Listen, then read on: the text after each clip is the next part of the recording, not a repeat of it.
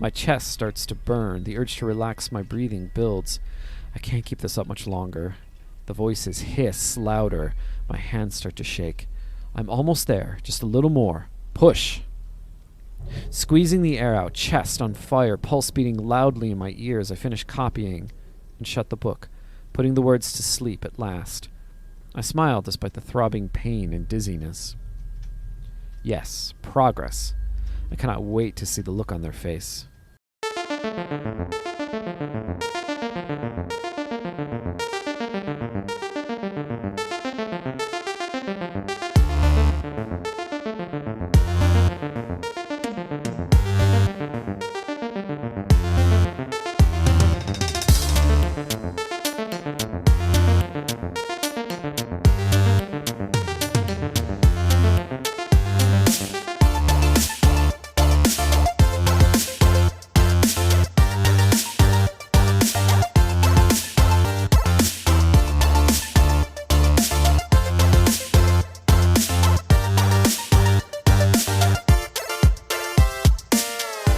Hi everyone, and welcome back to Furry Dashi Pod. I'm your host, Lauren Ash, and I'm here with the lovely, as always, Nicholas. Say Hey, hi. everybody. Hi. Yeah. Oh, wow. You're so sad today. I'm not sad. I'm actually very happy today. Yeah, I'm super excited today because we have two very special guests here with us that have been little lights in our life as we continue on our indie dev journey.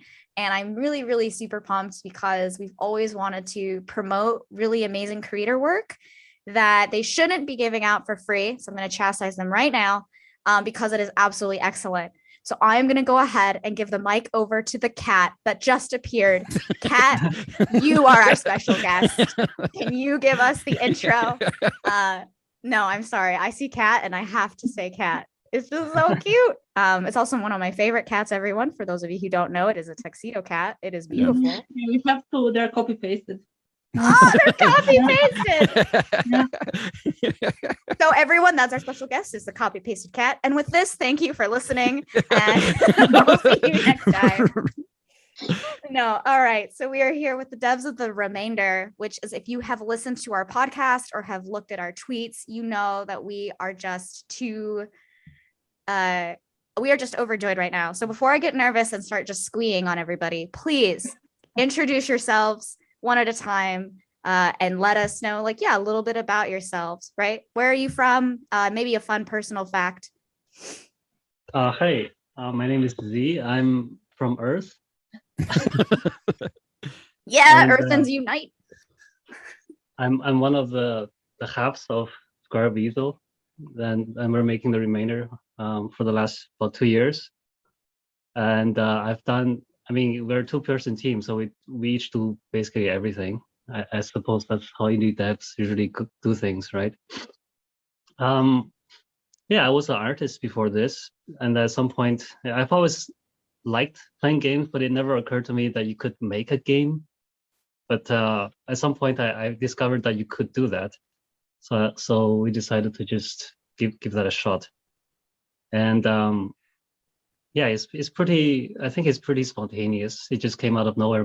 We started having a simple idea, like if you have a mage in a room, what kind of interesting scenarios could you make up with just one place and one character that you interact with? Like what kind of mystery, complication, drama can you create with a simple premise like that? And you? I'm Nim, and I'm the other half of Square Weasel. And I guess I draw and write and make music pretty spontaneously. And I don't know, I like to brainstorm stories. So yes. Yes. Oh my God, I'm so nervous. No. Yes. No, that's great. That's great. Yeah. How did you two get into games together? Like, how did you meet? Is there an interesting story for that? Since you like to, I'm sure you've storyified it. It started with palm reading, actually, right? No, it started with a gear question. What? Like the first question I asked Nim when I met them was, they were wearing a bunch of like bracelets and really fancy looking necklaces. So I pointed to their bracelet and said, what kind of stats do you have on that thing? And they said something like, probably like, oh, plus intellect. And isn't it obvious? And then I knew that we could be friends.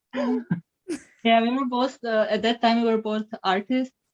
So for a while we were just freelancing illustration work, and then after a while we grew bored of working on other people's projects, so we decided to give it a try and make something like ours.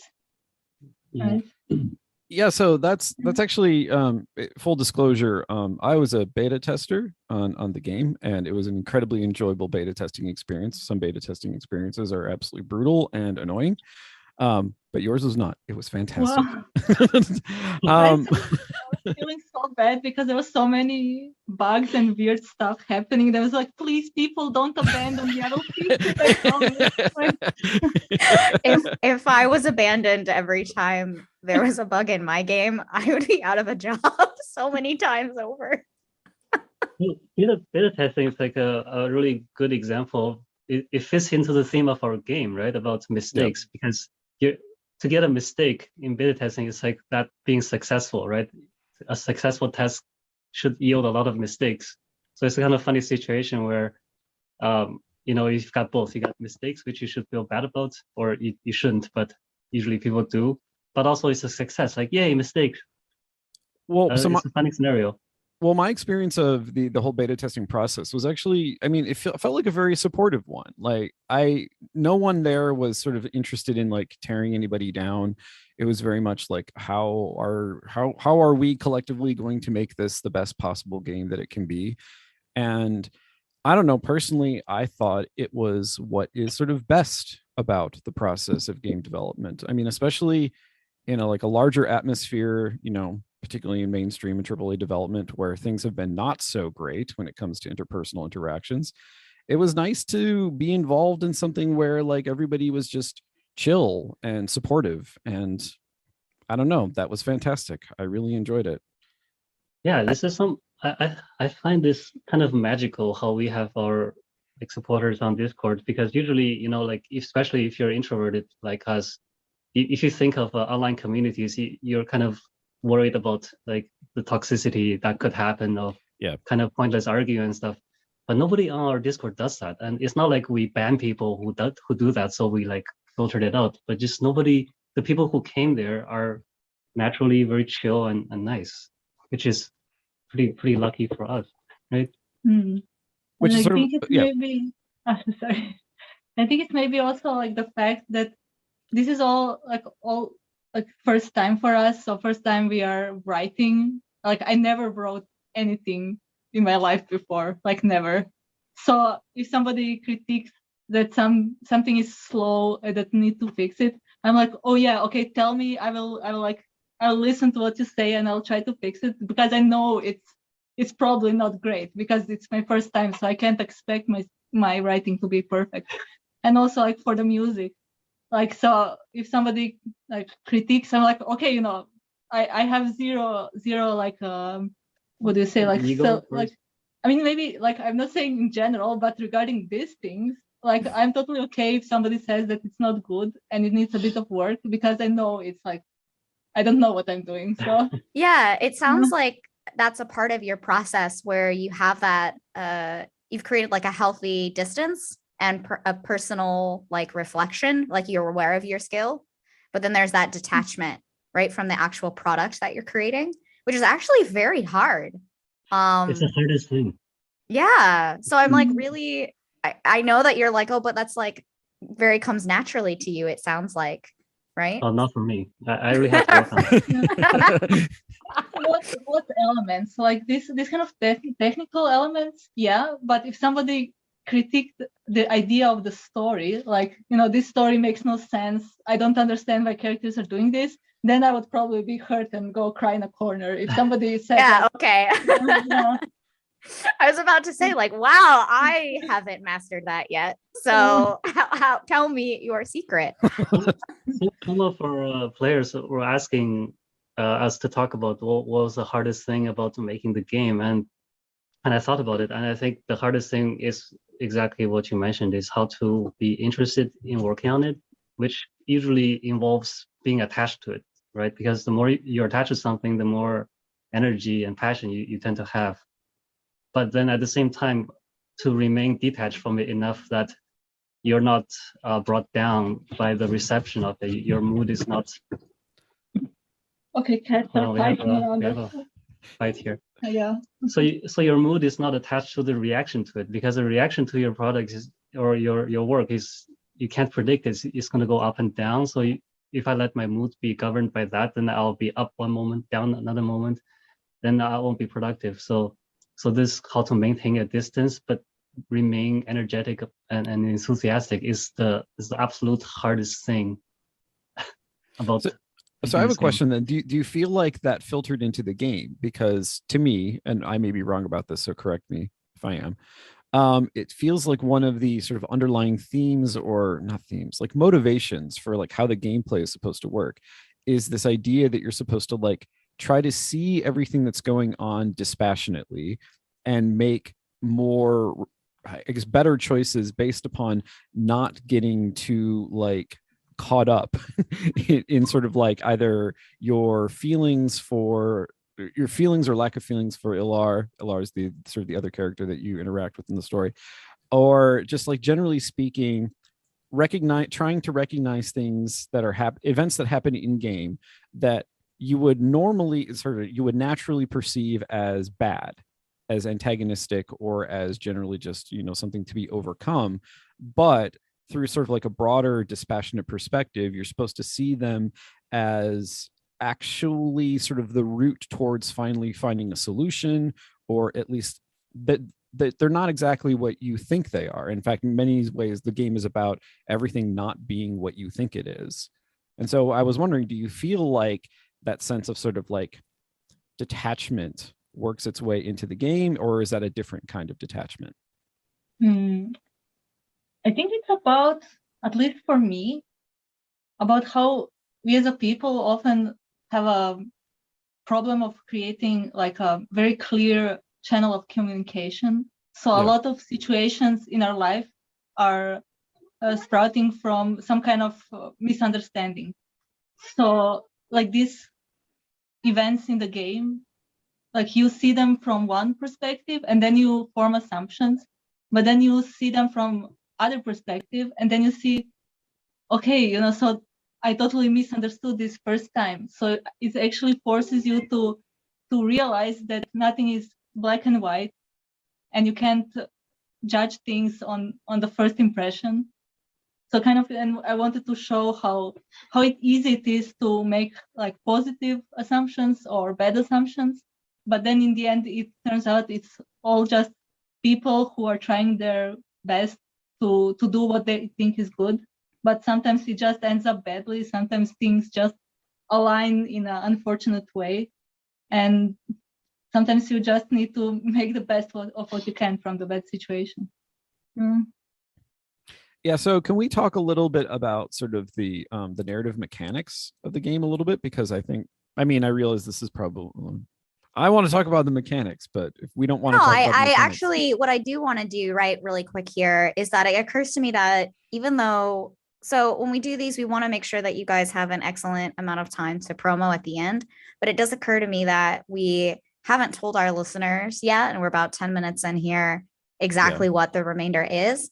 And while we can do a job of it, I actually would like to put that into your words. Could you guys tell us just briefly like what the project is and how that is? I'll try. No promises. So the remainder is it's a moody visual novel with Hades-like elements. But unlike Hades, each new death doesn't give you new powers, but it gives you a bit of new knowledge.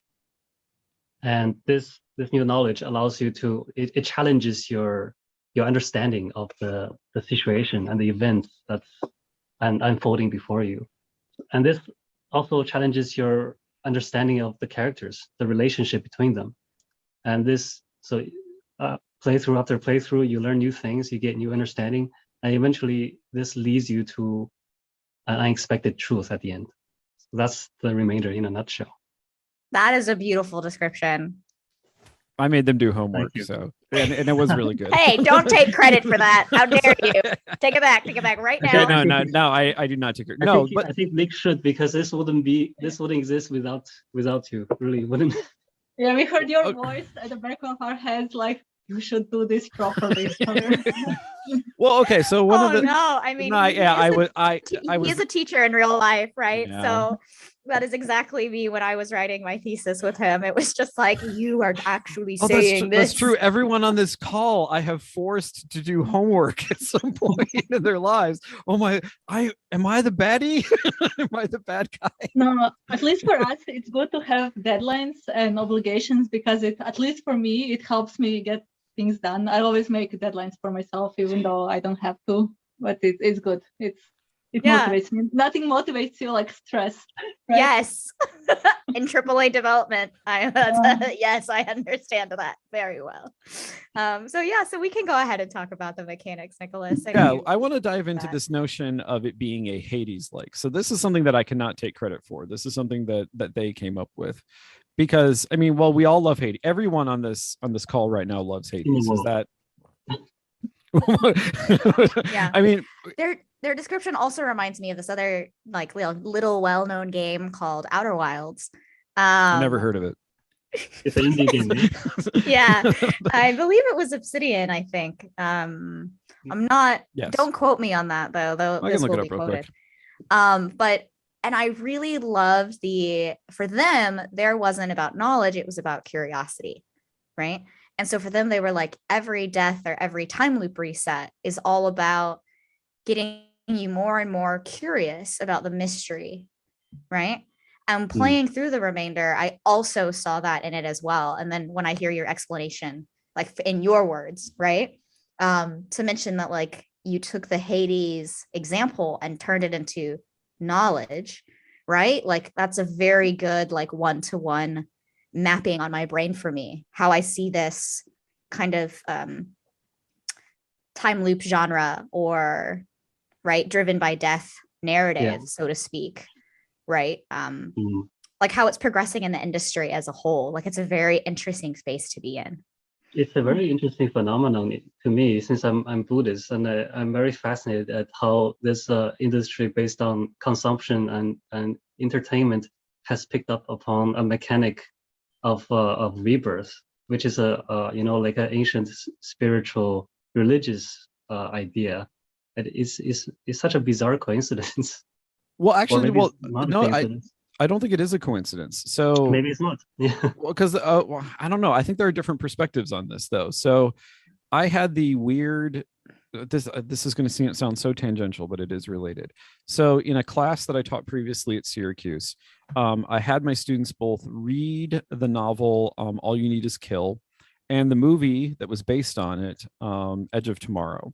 And what's interesting is that so in the novel, which is Japanese, and then the film, which is American, like the very same thing, the very same mechanic, this idea that like, you respawn over and over and over again. In the film, it's characterized in explicitly Christian terms, because you even have a drill sergeant at one point who essentially describes what they're about to do, being bathed in the fire of battle and being reborn in blood, and et cetera, et cetera, et cetera. Like this is all Christian terminology. This is all Christian aesthetics. But in the novel, and so the thing is that, like, so in the film, it takes on a triumphal character. In other words, like, Tom Cruise's character, he's going to save everybody and he's going to figure it out. And together they find the solution, and he saves Emily Blunt, and there's cheering and everything is great, and there's victory, et cetera, et cetera, et cetera. Whereas the end, so spoilers for anyone who's never read All You Need Is Kill, the ending of that book is extremely melancholy. In other words, he wins, KG like defeats the sort of the alien menace, but in the process of achieving victory, he loses everything. And so the thing is, like, so there it's very clearly mapped upon the cycle of death and rebirth, the whole concept of samsara, and this idea that, like, this is the thing that facilitates KG's abilities there is seen as something that is to be like escaped from, something that you have to get rid of. Whereas in sort of like the Christianizing Western film, it's this like facilitation, it's this ability, it's a superpower in many ways. Mhm.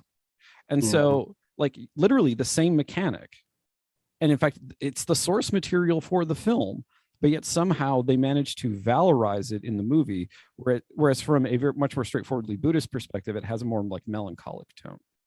Mm.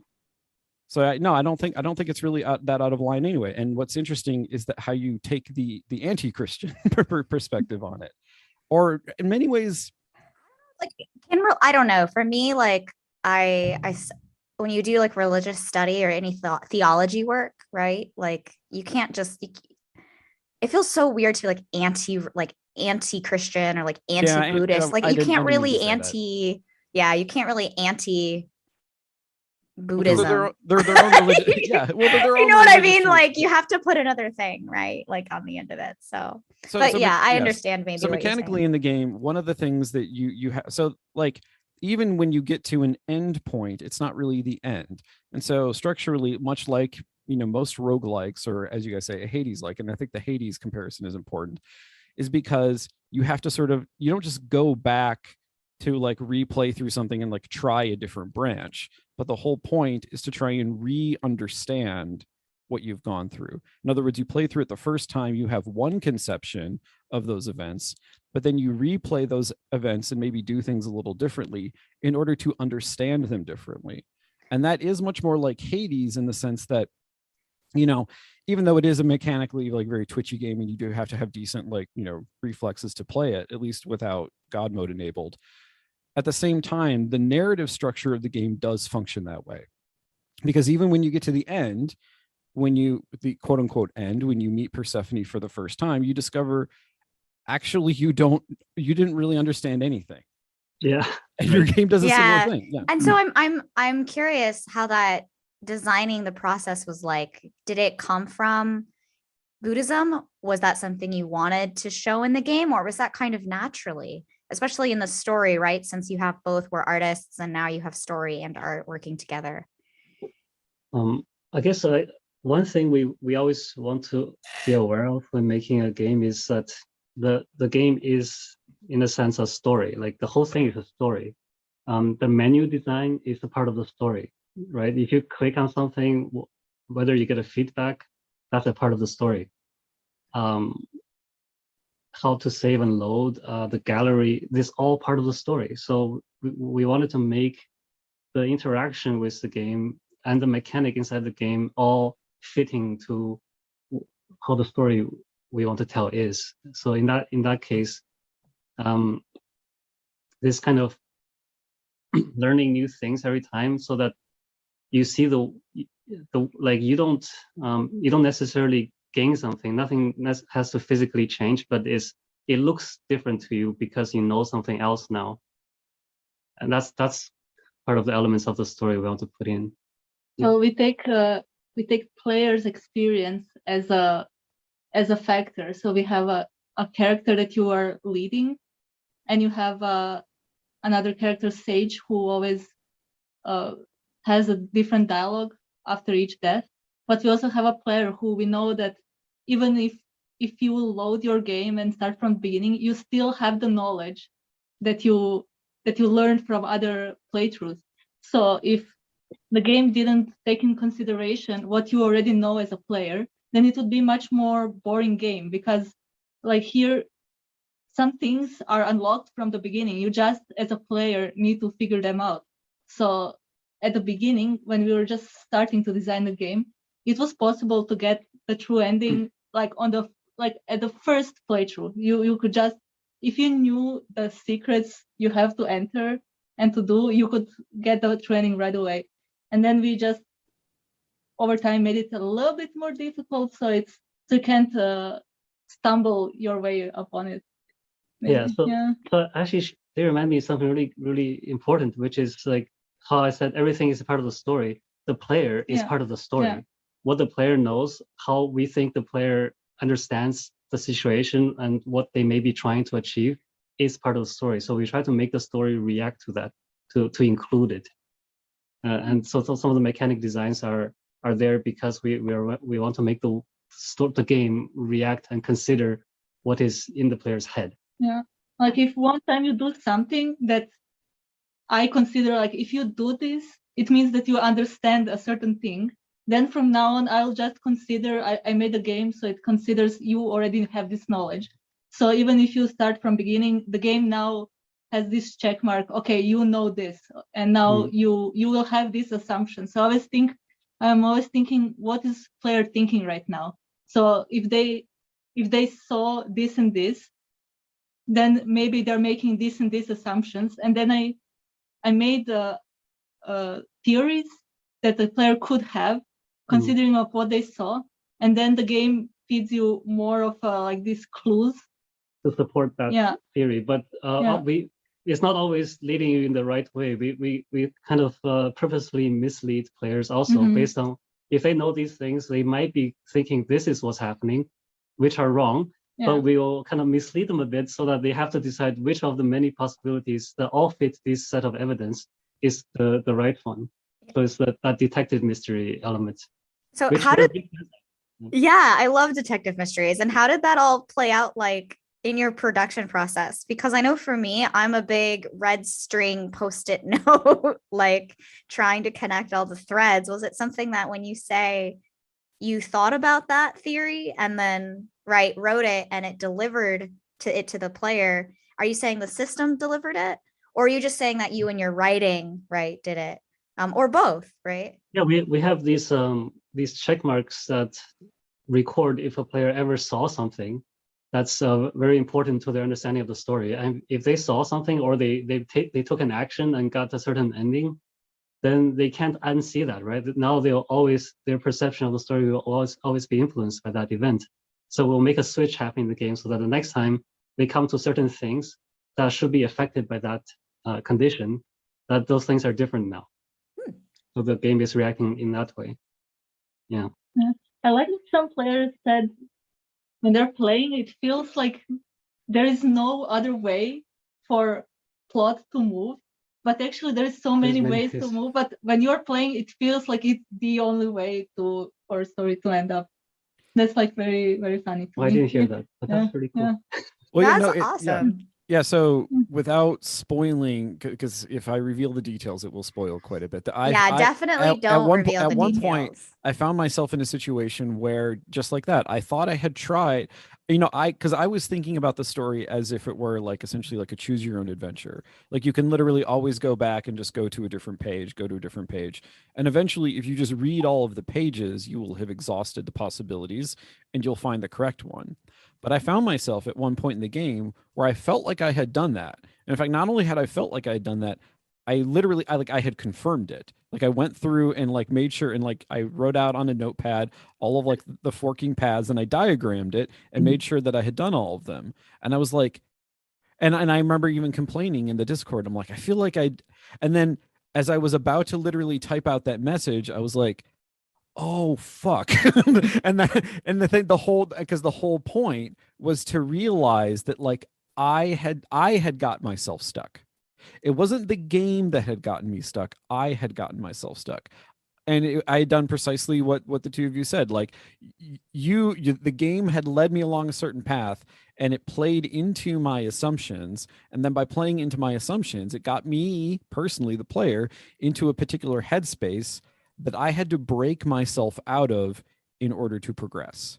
And so when you talk about sort of like integrating the player, not just in sort of like an interface way, but literally into the structure of how the game functions, into its narrative mechanics, like that's what it feels like. And I have to say, it's both a really disorienting and yet also an extremely thrilling experience to play. Yeah, I think I'm really into this kind of creating a false expectation with the express purpose of shattering that expectation, because I come from this from many angles. I read a lot of books on story writing and script writing, and I read a lot of things like The Hero's Journey and also my like studies of religion. I come to this kind of idea that there are no bad people in the world. There's no such thing as a villain. Everyone is a hero in their own world. Everyone is the protagonist. And so if you if a player puts themselves in a certain perspective and say, here's what I am, here's where I am, and here's the world, and this is what I'm trying to do, then anything that goes against it becomes their enemy. Anybody that kind of impedes their progress becomes an enemy. So it's possible to see like Ilara as an enemy at some point of the game. Of course, in the beginning, we try to make them attractive, so you think of them as a object of desire, but that's kind of, it plays a similar purpose. It's directing the player along a path by either pushing or pulling. And Ilar is very hot, by the way, just so everyone knows. Yes. Nicholas is like just saying that there's a thirst trap here. Just saying.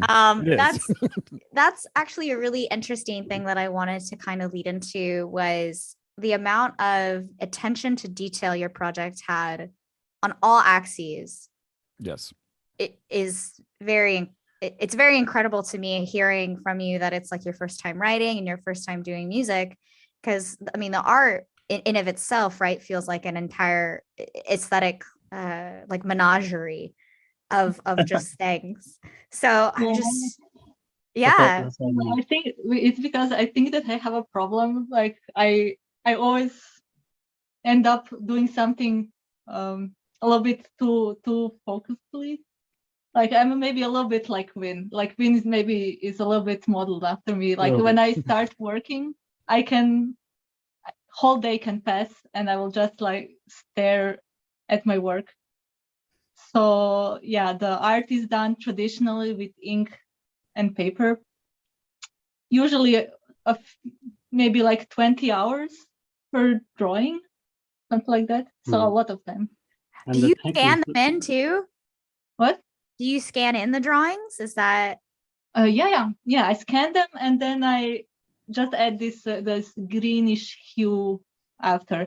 Like I do some editing on digitally. Usually the faces of the characters, because they're difficult for me. Yeah. But most things I would say maybe 80%, 75% is traditionally, and sometimes I would do like few scenes completely digitally, just because it's difficult on my hand. My hand is abused from so much drawing. I've met a kindred spirit. I had to draw for one of the projects I did in a game design school course thing, and I was like, I can't draw digitally, and so I did everything in acrylic. And I scanned it all in on like the fax printer at school, and then like cropped the assets for the sprite sheets that I had to do for animations. So I'm just like, I have found a kindred soul. I was like, I knew we were gonna get along. Well, and that's the thing. Sorry. No. I find it's really good for the workflow, because there is no going back when you're doing it with ink. So I don't do any sketch with pencil, maybe just like a rough composition, but it helps me being kind of determined in drawing. If I know, like, I'm just drawing, if there is something wrong, I'll fix it later when I scan it. So I just go for it, because if I had the option to noodle it endlessly, then probably I would. So ink is great for me like that. Yeah, actually, the finality issue is a really interesting one. The idea that sort of like, once you put ink on paper, you can't revoke it. Nicholas, you can't make their everything about their production process also be reflected into the game. Like, you can't do this. I feel like it is. But it is. It definitely is. But before. Okay, go ahead. Okay, Z. No, I think he has a shot in making that one work. Well, because the characters are heavily influenced by us, and the philosophy, like the Fuzzpants is our cat, right? I mean, we modeled Fuzzpants after Betty, the one with fuzzy legs. And I feel like we did actually, on many levels, either consciously or unconsciously, make the production process exactly like the story and the philosophy of the game. And I think that's something you can only do if you're a tiny team like this, where you're allowed to do super weird things that don't make sense in terms of efficiency or marketability or anything like that. Yeah, because we are not efficient. We probably wrote like 3 times amount of text that I think more. I mean, usually when we hang out with other devs and writers, they talk about doing passes, like a few editing pass or something. I think we don't have a pass per se. We just have this like cascade of rewriting that's constantly happening from the start to finish. Like we didn't finish rewriting and polishing the text until the day of release, right? We were still like editing text on the day we launch on Steam. No, especially because also everything needs to fit together. So if we change one thing somewhere, like some fact, or like we tweak some fact about the world, then we need to go back into the story and make sure that everything still makes sense. Because it's very important to me that when you read something and you hear, okay, something is happening because of this thing, it's important to me that it is really like making sense, like everything is connected, so you can't find a plot hole or something like that. Yes, sometimes I go as far as if we change something about the game or the world, I'll go back to a previous announcement on itch or a blog post and change that too, so it matches. It reminds me of this 1984, the bureau that like edits all past documents, so it's the policies of the nation is absolutely consistent, and it never changes. Ministry of Truth is what it's called. The Ministry of Truth. Yeah, it's like kind of changing the world, because later I can totally imagine the player will go back, wait a minute, was this always the case? And they'll go back to the last game, 3 games back, and like, that's not what I remembered. Yeah, that's that's so creepy and yet perfect. And before we wrap up here, when you talk about putting yourself into the game, I have to say that I agree in second that it's more about a smaller team size, right? We talk a lot about our values at my company, and it is a larger AAA studio, and our values are great, but how do you uphold them in a team when it's not like 5 people, right? Or 2 people, or maybe even like 15, right? It's a team of like 50, right? Or 100, like getting all of those value aligned and then somehow putting them into an experience like you guys have done is almost near comprehensible at like a AAA level scale. You need a religion. Yeah, that's how we got Apple and Google. Okay, really quickly, I mean, they are called Google lights. Let's be. That's true. Yeah, that's a separate species. Yeah. When we talk about putting yourself into the game, I really wanted to kind of end and wrap up about the non-binary kind of presentation throughout this experience that was just so relatable and really wonderful to see. I wanted to ask about any of your personal or professional, right, experiences with that in the game world, right, that you were trying to create. Well, I have a funny anecdote, which is when we walk around our neighborhood, I don't speak Croatian very much, but often people will approach Nim and start chatting with them and then kind of gesturing to us. And then he'll start laughing and like giggling. And later ask, what was that about? And I'll say, oh, they're just saying like, what a nice pair of pretty girls you are. And that they never expected to see same-sex couples holding hands. And then I'll just smile and nod and kind of chuckle to myself. I'm gonna laugh on air. It's a telling sign of how I've kind of lived my life, which is that, I'm thin, I have long hair, I have a small chin, I don't have much facial hair or any kind of very masculine features. So I've always been like mistook as a woman or a girl. And when I was younger and had more ideas about being a real like masculine man or things like that, when I was more concerned about that, that used to make me upset. But over the years, I've come to kind of be fine with that. Like, if this is how I naturally tend to be, this is how I'm comfortable, then why should I try to make myself be something else? So that's kind of, and I think we're similar in that way, where we just feel like we don't feel like trying to fit very hard into masculine or feminine. We're just comfortable being in the middle somewhere, and I thought that would be really relaxing, for a lot of people, where if you didn't have to worry about a lot of this kind of upkeep, just purely to fit in to one side or the other. So we made a world like that, where what if a kind of human civilization developed in such a way that they didn't go extremely polar in their gender? What if they just mostly kind of were in the middle and nobody cared too much what gender you were. So yeah, then everybody's just a person, and everybody's we're just a not putting an person, emphasis yeah. on gender. So we yeah. we don't go on explain that we're using non-binary. We don't kind of try to have a character justify it or something. It's just naturally how Yeah, it it's just is. there. It's just Yeah, there. Yeah. Mm. I'm Well, gonna cry. yeah, no, I'm gonna cry after Yeah. this, but I'm gonna hold it together. Thank you guys so much for coming on. Where can people get the remainder and buy it, and where can they support you both in a financial and in a like just love sense? Oh, our itch page is what is our itch page? Well, I think just looking for Wow. remainder. Dude, when I was an indie dev, I'm gonna lie to you, I was like, everything's my name on the internet because I can remember my name. I guess the easiest way is just to Google the remainder, and you'll find our. Although that's Steam. like just Google me. You'll find me. All right, everyone, you heard it here. So Google the it's, remainder game. yeah. How about I name? was about to say I could explain it. I know where to find it. Yeah. I had to find it. Yeah, so the full name of the game is Chronicles of Tal'dun, The Remainder, and it is on Steam and itch. And Tal'dun is Taldeun. But Tal'dun, I usually, when I look for it, when I want to spy my own game, I just write Tal'dun, and that's yeah. it. Yeah. And the SEO just takes care of it. Yep. Oh, that's great. You guys, I'm gonna clap into the mic.